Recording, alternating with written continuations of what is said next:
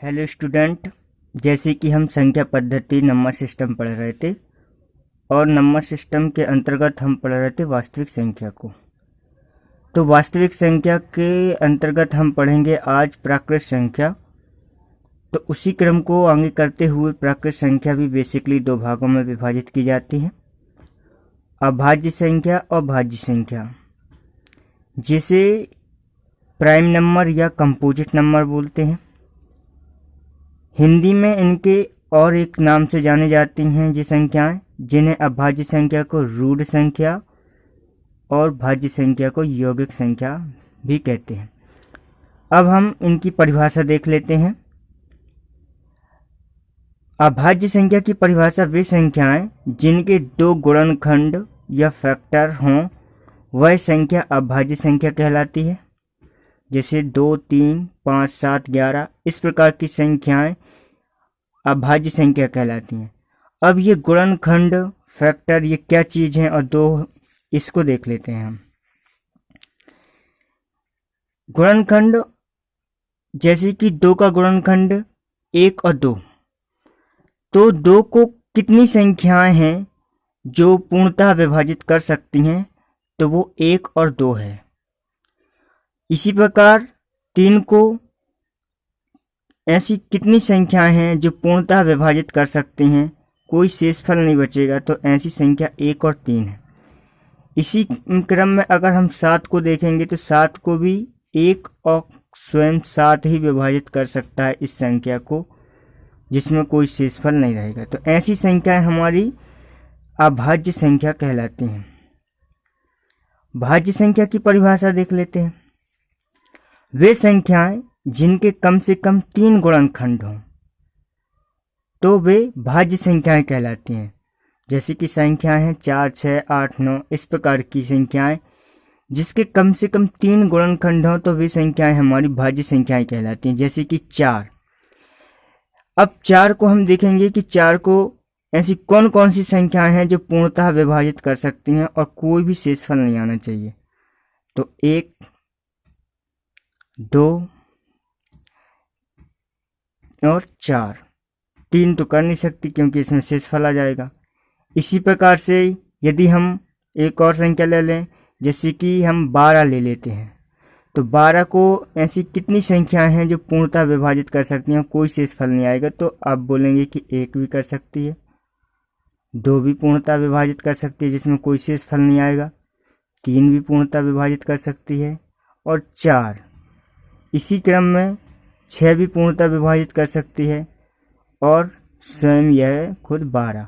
तो इसके देखिए कितने गुणनखंड हैं, 1, 2, 3, 4, 5, 6।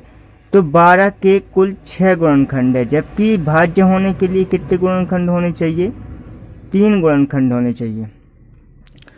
अब आते हैं हम 1, क्योंकि 1 में बहुत डाउट रहता है कि 1 भाज्य संख्या है या भाज्य संख्या है। यदि हम 1 को चेक करते हैं, इसके गुणनखंड निकालेंगे तो 1 ही होगा। अब भाज्य होने के लिए कम से कम इसके लिए 3 गुणनखंड तो अवश्य होना ही चाहिए। तो इस कंडीशन में इसके पास केवल 1 गुणनखंड है, तो ये तो भाज्य नहीं हो सकती। एक संख्या जो है भाज्य तो नहीं हो सकती। अब अभाज्य होने के लिए भी 1 को कम से कम 2 गुणनखंड तो होना ही चाहिए, कम से कम 2 गुणनखंड तो होना ही चाहिए।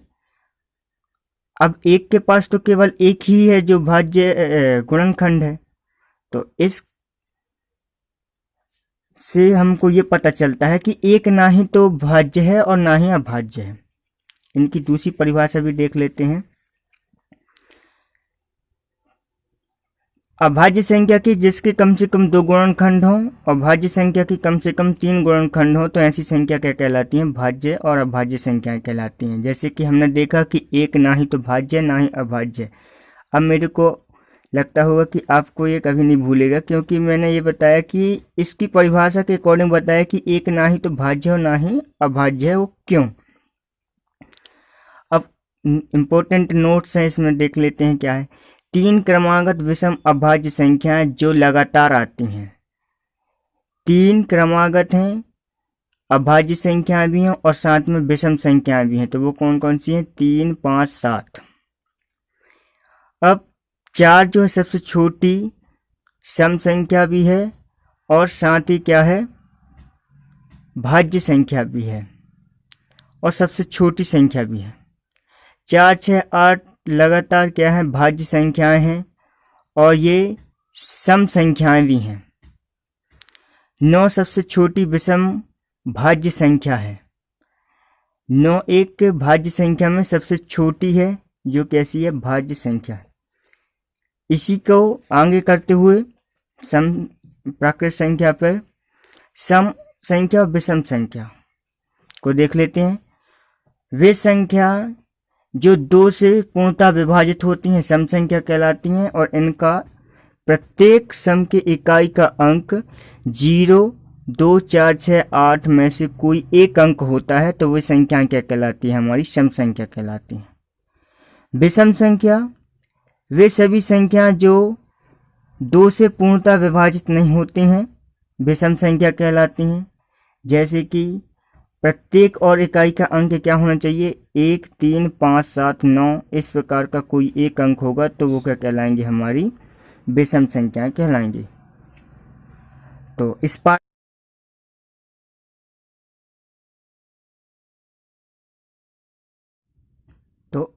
पार्ट में हम इतना ही देखेंगे।